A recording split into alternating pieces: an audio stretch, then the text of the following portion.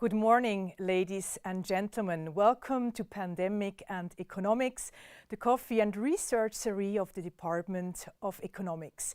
Every Thursday morning at the same time, 8:30 in the morning for about half an hour. We look at the consequences of the pandemic from an economical point of view. It's an ideal moment to have a break, a coffee break, or to start the day with latest findings on economic science. Today, I'm happy to welcome Theodora Boneva. She is Assistant Professor of Economics of Child and Youth Development, endowed by the Jakob Center for Productive Youth Development.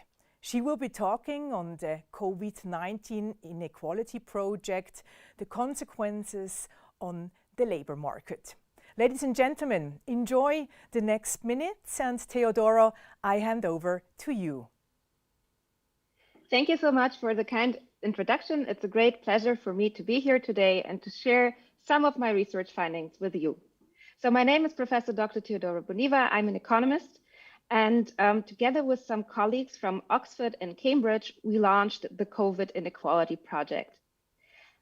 So the main aim of the COVID Inequality project was to study how the COVID-19 pandemic impacts us in different ways. So we have all been affected by the COVID-19 pandemic, but not in the same way. And we want to study how different groups have been differentially affected. There are quite a few papers that actually came out of this study. Today, I want to give you a brief overview of some of the key findings.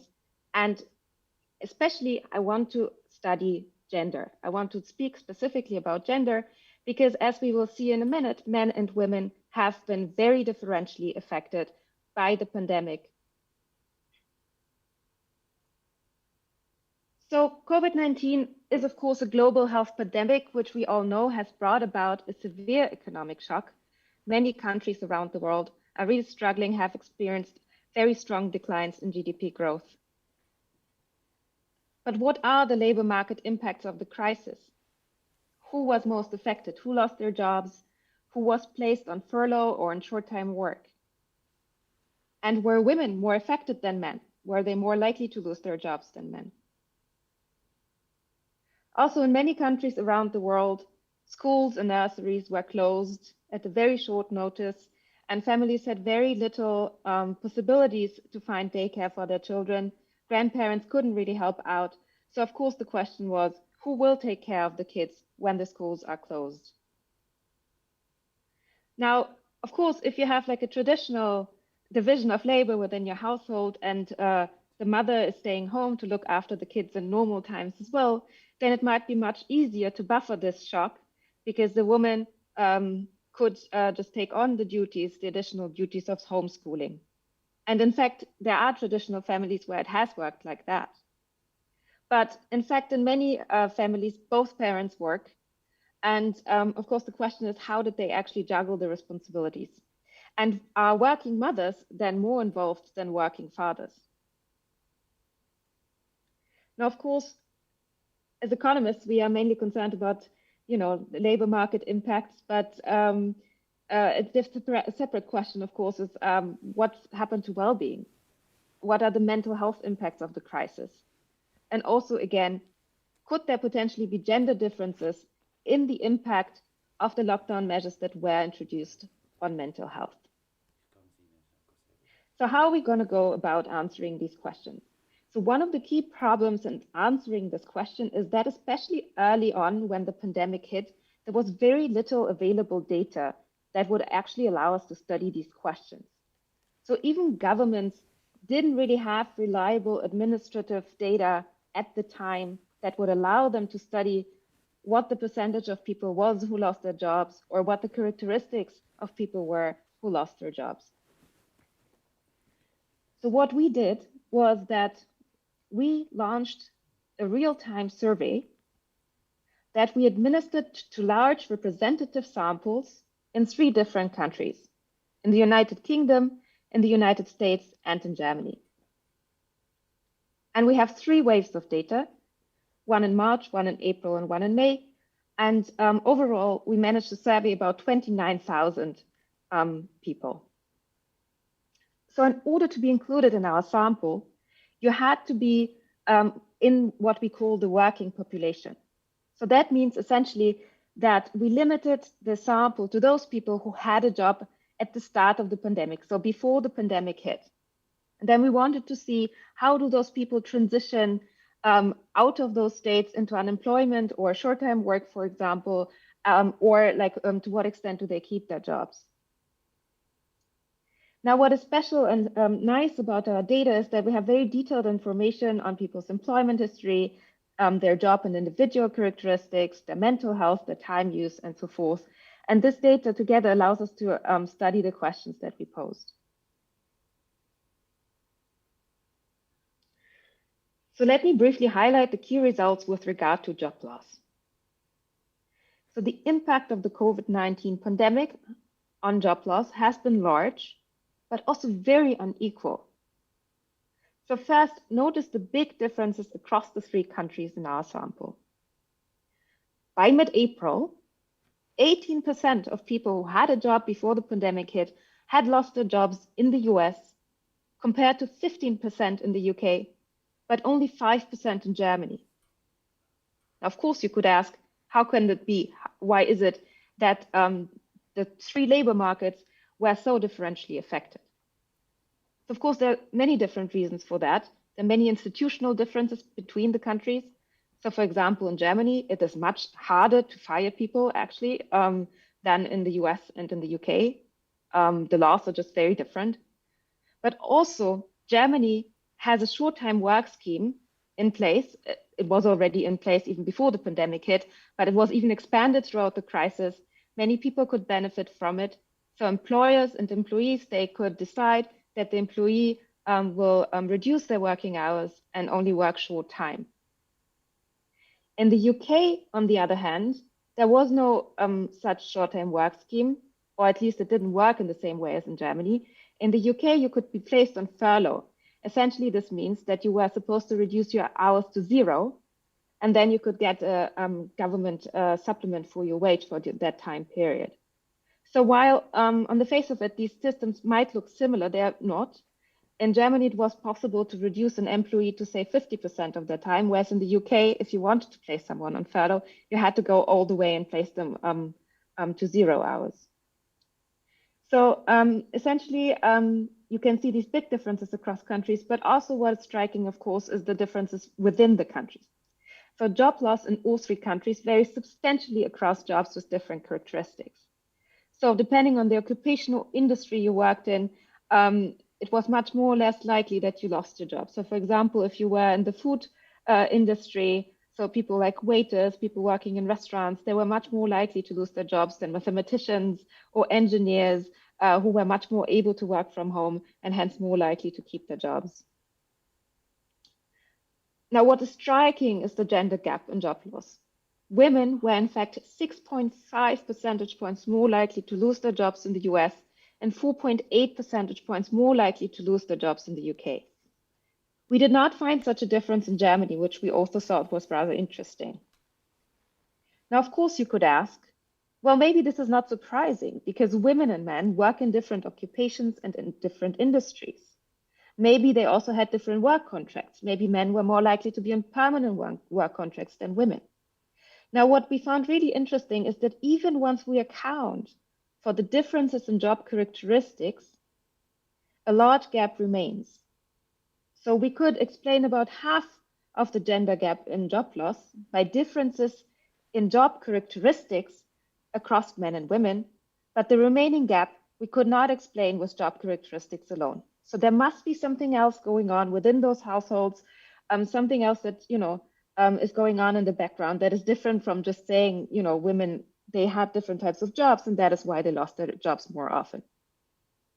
Now, of course, many of us are very interested in the gender angle, but I just want to highlight that also the pandemic really widened the socioeconomic gap in labor market outcomes.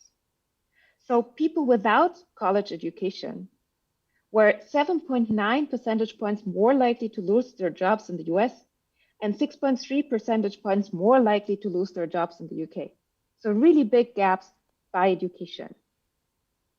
Now, of course, as you might guess, people with higher levels of education also have the higher paying jobs. So what this means, in fact, is that people who had a good job that paid them a high salary, they were a lot less likely to actually lose their jobs throughout this pandemic. Now, with those gaps that I'm mentioning here, with regard to the college education, in fact, we can explain all of this gap just by looking at differences in job characteristics alone. So the reason why people without college education are more likely to lose their jobs is because they're working in different types of jobs. And those types of jobs happen to be more affected by the crisis. Now here I want to show you a chart. One thing that came out from our analysis is that a really strong predictor of whether or not you lost your job was your ability to work from home. So on the left-hand side, you see evidence from the US, in the middle from the UK, and on the right from Germany. And on the y-axis, I have the share of workers that lost their job due to the coronavirus pandemic. And on the x-axis, I have the quintiles in terms of ability to work from home. So the further you're on the right, the more you're able to work from home. So as you can see in all three countries, the more you were able to work from home, the less likely you were to lose your job. Also, if you compare the red to the blue bars, you can see that job loss increased dramatically between late March and early April. And also that the relationship between the ability to work from home and job loss became steeper over time. So as the pandemic progressed, your ability to work from home became even more important in shielding you from being fired, essentially. In Germany, you also see a relationship, but it's not as steep. And also just overall, you see that the numbers are lower. As I told you before, overall job loss in Germany was just very low compared to other countries, right? And so you can also see this in this graph here. Another thing I wanted to point out with regard to the gender gap in job loss. So in this pandemic or in this crisis, we see that women are more likely to lose their jobs. But in fact, this has not always been the case, or rather, in fact, in previous crises, the converse has been the case. So in the last recession, significantly more men lost their jobs compared to women. So this is really something new. This is something that has not happened before in this way. Now, of course, whether or not you lost your job will also vary depending on the work arrangement that you had. So here again, I'm showing you the percentage of people who lost their jobs due to the coronavirus pandemic in the US, UK, and Germany, but this time separately, but what type of contract you were on. So if you compare the first two blue bars, you can see that if you were on a permanent contract, you were a lot less likely to lose your job than if you were on a temporary contract. Looking at the green bars, you can see that if you had a job that paid you a fixed monthly salary, so if you were on a salaried job, you were also less likely to lose your job compared to somebody who was not salaried, so somebody who got paid by the hour, for example, or by the job that they performed. Now, the final two bars, they look at whether or not you were on a fixed hours contract. So that is a contract that specifies in advance what is the number of hours that you have to work in a given week. And we compare that to whether you were on a varying hours contract. So that means that essentially the employer can call you up on a Sunday and say, okay, next week I need you for 20 hours rather than 40 hours or just 10 hours.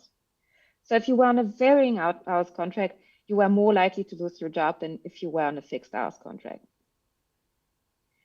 So this might not necessarily be surprising, but I think it's just important to keep these things in mind because it's mostly the vulnerable groups, the people in the low-paying occupations, who are more likely to hold these temporary contracts, who are not salaried, or who are on varying hours contracts. So again, you can see here that the pandemic has really exacerbated existing inequalities.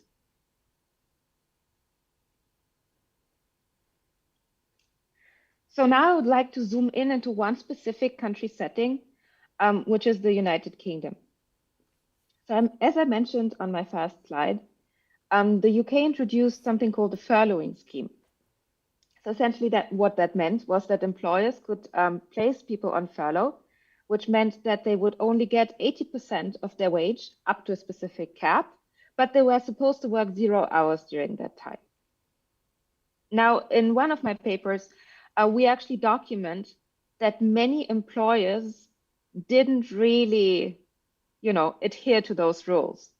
So what happened in quite a few cases is that, in fact, people were sent home. They were asked, to have a reduction in their pay, but some of them were actually still asked to keep working. Another thing that we find is that women were actually significantly more likely to be placed on this furlough. And this is not just true if you look at the unconditional gap, but this is also true if you account for job and individual characteristics. So taken together, women suffered in two different ways, essentially. So they were more likely to lose their job, but also even if they kept their job, they were more likely to be placed on this furloughing scheme. Now, of course, this is problematic because at some point, the furloughing scheme will come to an end. And then the companies will have to decide who they actually want to keep and who they don't want to keep. And it's very likely, in my view, that it's going to be the people who were placed on furlough who will then also be more likely to lose their jobs in the end. Now, there's another feature that I would like to highlight, and that is, so remember, as I just explained, the people who were placed on furlough, they would typically receive 80% of their salary up to a specific cap. Now, the thing was that, in fact, the employer could decide to top up the wage. So they would get the 80% from the government, but the employer could decide to pay the remaining 20% so that the person would not actually suffer any earnings loss during that time period. Now, what we find is that women who were placed on furlough were significantly less likely to have their wages topped up by the employer compared to men who were placed on furlough. Yeah, so they were more likely to be placed on furlough, but also if they were placed on furlough, they were more likely to actually suffer a reduction in their earnings. Now, of course, this widens the gender gap in earnings even further because it, of course, as you all know, it already existed before the pandemic. But, mechanisms like this, they really tend to widen the gender gap in earnings. Now, another thing we were really interested in is who initiated the furlough. So ultimately in the UK, it was the employer's decision to decide whether somebody would be placed on furlough or not. However, of course, in practice, this is not necessarily how it works because employees and employers, they might very well have a conversation about whether this is a sensible thing to do or not in the specific situation.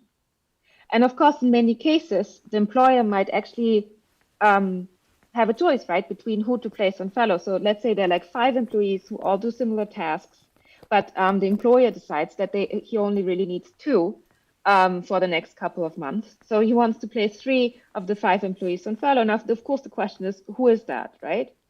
Now, of course, if the employee signals that they want to be placed on this furlough scheme, then the employer might very well select them to also place them on furlough because, as long as the remaining ones actually don't want to be placed on furlough. Now, as it turns out, women were much more likely to actually contact their employer and say, look, if you're thinking about placing somebody on furlough, I would like to be placed on furlough. So women were more likely to report that they actually wanted this themselves. And I think this is very interesting because remember, you are suffering an earnings loss if you are placed on furlough. So the question, of course, is why. And I'm going to speak about this in a second on my next slide, but we think this has a lot to do with childcare responsibilities. So women were more likely to be expected to take care of the kids who were at home, right? Because the schools and nurseries were closed. And because of that, working women were more likely to go to the employer and then ask to be placed on furlough so that they could stay home and actually take care of them.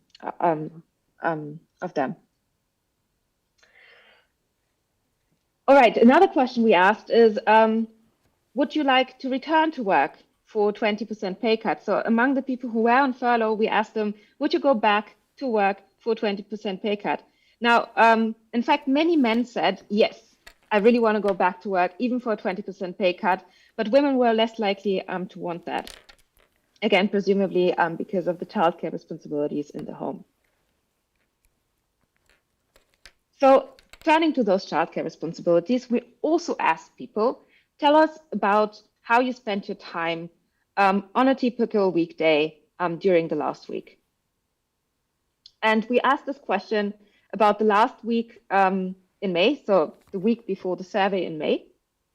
And we also asked them the same question retrospectively. So think about a typical weekday in February. How did you usually spend your time? So what I'm showing you here is the average number of hours that working fathers and working mothers spent on childcare on a typical weekday in February and in May. Now, what you can see is that for both working fathers, the blue bars, and also the working mothers, the red bars, the time spent on childcare significantly increased. So both men and women were doing more. But what you can also see is that the gender gap increased quite substantially. In fact, it tripled between February and May. So in February, the gender gap in time use was about half an hour. But in May, this gender gap in childcare hours spent was 1.5 hours. So just want to briefly highlight again that we're really only looking at working fathers and working mothers. So this is not looking at people, in households that have a traditional division of labor where the mother tended to stay home anyway. These are families where both parents work, and we are asking, okay, who is taking on the main childcare responsibilities? So we thought this was very striking. I don't know, that's not necessarily what I would have expected. But you can really see that people apparently are falling back into these traditional gender roles, even in families where, in fact, both parents are working and normally, both parents are attached to the labor market. Now, of course, now you can ask, what did this do to mental health, right? So here I'm jumping countries. So I'm moving from the UK to the US now in this slide. Why is that? So we wanted to study the causal effect of being in lockdown on mental health. Now, to study the causal effect of lockdown on mental health, you need some form of exogenous variation in whether or not you were in lockdown or not. So, for example, if you look at the UK or at Germany or at many other countries, in fact, around the world, the lockdown came at the same time for everybody. So if we wanted to study the effect of lockdown in the UK, this would be very difficult because at the time the lockdown was introduced, also many other things happened at that very same time in the UK. So it would be very hard to isolate the causal effect of lockdown on mental health using UK data, for example. Now, what is nice about the setting in the US, in a way, is that, in fact, the different states in the US, they introduced the lockdown measures at different times. And because of that, we can compare people who lived in states that had already gone into lockdown to people in states that had not gone into lockdown yet. And what we can do is we can measure the mental health of people in those different states to study whether there is a causal impact of lockdown on mental health. Now, what you can see in the top row here, the green bar, that in fact, in the full sample, mental health decreased by 0.083 standard deviations. This is a reasonably large effect, in fact. So just the fact that your state went into lockdown caused a decrease in mental health of 0.083. Of course, the mental health impact of the entire pandemic might be even larger than that, right? Because presumably also people in states that were not in lockdown also suffered some mental health issues. But on top of that, you see this additional negative effect. If your state had gone into lockdown, you had to stay at home, you were not supposed to leave your house, and so forth. Now, what you can see here is that the effect for women was much larger than that for men. So for women, mental health decreased by about 0.12 standard deviations, and the effect is highly significant. Whereas for men, in fact, the reduction is very close to zero, and we actually can't detect a significant impact. So men did not suffer the same mental health effects as women. I think the reason why this is important is because we need to think carefully about how we want to support people throughout this pandemic. How can we get the right support to families with children who are struggling to juggle the many responsibilities that they have, both in the jobs and in the home? What kind of mental health services can we provide so that people are better equipped to be able to deal with this crisis? Now, I just want to show you one last thing, which is this last slide here.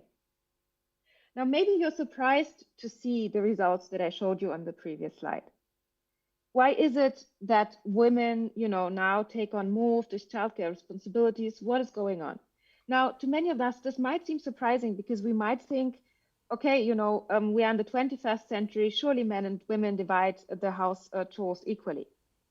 Now, I don't think this is actually true. And digging into it a little bit deeper, I noticed that, traditional gender norms are still very prevalent in society. And I just wanted to show you where Switzerland is here on this graph. I thought you might be interested to see this. It's the most traditional country in the sample here that I have. So this is data from the ISSP 2012, in fact. So it's about 10 years old, the data, but it's the most recent data that I could find. And the question that was posed to survey participants was, what do you think women should do once their child starts school? So this is not asking what should women do when they have a really young child, which is still very young and can't even attend nursery or school. This is asking, okay, imagine the child has started school. What do you think women should do? Now, the dark blue bars indicate the percentage agreeing with the fact that the mother should stay home. You can see this is quite low in Switzerland, actually, so less than 10% agree to that. And then the light blue bars indicate that people agreed that the mother should work part-time. And the missing bit to 100% is that people agreed with the statement that the mother should be working full-time rather than part-time or staying home. Now, as you can see in all countries, in fact, we're very far away from gender parity, right? So most men work full-time. This might not come as a surprise to you, even with children. But also you can see these vast differences across countries. And I think that in the long term, we're really going to have to see how these traditional views play out, how this is going to be exacerbated by the crisis. And also I should add that also in Switzerland, you do see these gender gaps in job loss, especially among the younger age group, in fact, which is the age group exactly where, people tend to have children. All right, so I'm out of time. Thank you very much. If you're interested to learn more about our project, this is the website. Please do come visit us as we have new results. We're going to place them there. And yeah, it was great to speak to you today. And thank you very much for listening. Thank you so much, Theodora, for this valuable insights on the Inequality project. As always, there are a lot of people who have questions. They are being inserted on menti.com, and I assume, and I would say, we're gonna answer a couple of questions, Theodora, and I hope you still have the time. So I will start with the first question that has come in. Theodora, are all women equally affected, or do you see differences across income groups? That's a very good question. So, in fact, no. Women in the lower income groups were more affected than women in the higher income groups. Yes, so you really see both. You see a gender gap, but you also see a steep gradient in terms of earnings. So the higher paid your job was at the beginning of the pandemic, the less likely you were to lose your job. This partly had to do with the fact that people in the higher earnings group, well, they're more likely to hold permanent jobs for once, where it's less easy to fire you. But also in the higher earnings groups, you were more likely to be able to work from home. So there was also the strong correlation between your earnings and your ability to work from home. I mean, just think about it. If you're a manager, right, of McDonald's, you can also manage McDonald's from home. But if you work in McDonald's, you can't actually do that job from home. So yes, women, especially in the lower earning occupations, were hit the most, yes. So we have another question, Theodora. Inequalities will be reinforced. This will also have political consequences, considering that rising unemployment gives populists a boost. What would be measures to stop this trend? Oh, well, that's a really good question. So first, I agree. I think that this can lead to tensions within society. Well, I mean, for once, I think we have to solve the problem of the pandemic, right? I mean, the sooner we are able to vaccinate people and be able to actually get down of those lockdowns, the sooner the economy will restart, right? And the sooner job postings will again be available, people can start applying to jobs again, right? So of course, the sooner we can get people into those jobs again, the better. And I think also facilitating that might be something that the government could think about. So now that many people have lost their jobs, once the economy kind of restarts once there is demand again, how do you actually help people find the right match? Because it's not so obvious, right? How do you even look for the next job once you have lost your previous one? I mean, another thing is, of course, the support that you receive while you're unemployed, right? I mean, many countries around the world have unemployment benefits, of course, but then these differ quite substantially. So if you have such a low level of unemployment benefits that you get evicted, for example, that you have to move home, that you have to move to a different neighborhood, of course, the impact on you will be much larger than if you can somehow sustain your living standards, at least for the time being, before finding a new job. So I think it's both. How can we get people back into work? And also, how can we support people while they're out of work? I think as economists, those are the two main things I can think about. I'm sure there are more things that could potentially be done. I would say, Teodoro, we're going to take another one or two questions.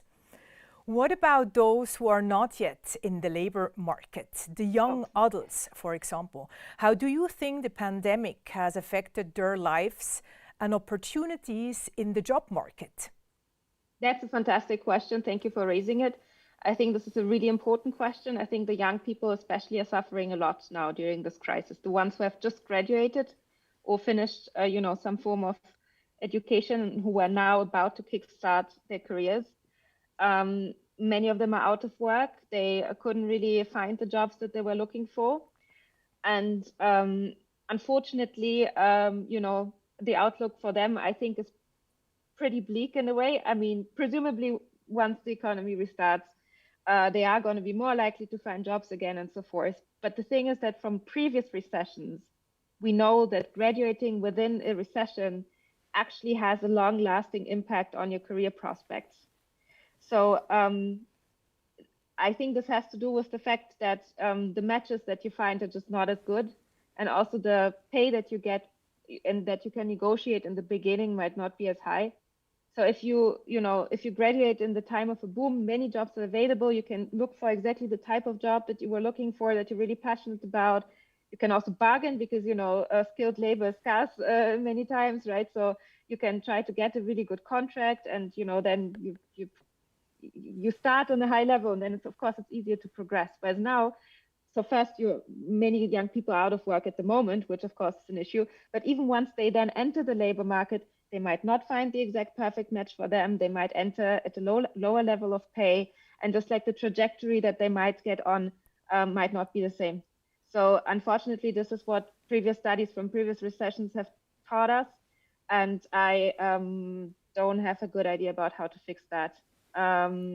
I just think if the government can somehow think about, programs that help young people to get into work, maybe subsidies for their wages or something, I think it would help young people a lot. But whether this will be done or not is something that will remain to be seen. Teodoro, let's look at the last question of this session today. You have talked about mental health. Have you also looked at how home office work affects mental health? Yeah. So this is a tricky question to study at the time of the pandemic. And the reason for that is that at the time that people were asked to go into home office, also many other things changed at the same time. So it's very hard to isolate the impact of working from home on your mental health, absent other factors. I mean, at the same time, the schools closed. People were very worried that they or their family members might get infected. So at the moment, what you see correlationally is that, at the time people got sent home, also mental health decreased. But of course, the question is this something that we would also expect in normal times going forward?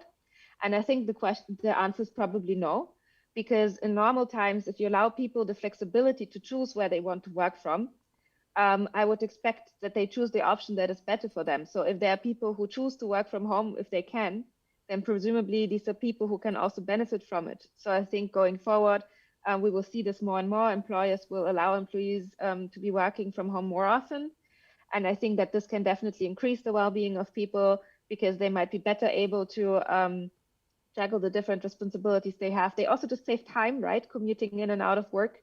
And we know from other studies that a long commute actually has a negative impact on your mental health if you have to spend a lot of time in traffic jams and so forth. Yes, I mean, there are studies, in fact, that look at whether working from home raises your productivity or not. And they're quite optimistic, actually. So people who work from home sometimes actually get significantly more done than when they're in a noisy office where everybody around them is chatting and they can't really focus. I think going forward, working from home is definitely going to be part of working life. Thank you, Theodora, so much for all these valuable insights on this inequality project, the consequences and the impact on the labor market. Ladies and gentlemen, this was the second session, Coffee and Research of the Department of Economics. Thank you very much for your interest and attending. We hope to welcome you next Thursday again at the same time, 8:30 a.m. next week with Christian Ruf. He is also a professor at the Department of Economics, and he has committed his career to uncovering the inner workings of human decision-making. He will be talking why we comply with social norms. From my side, I wish you a very nice week and thank you so much. Thank you very much.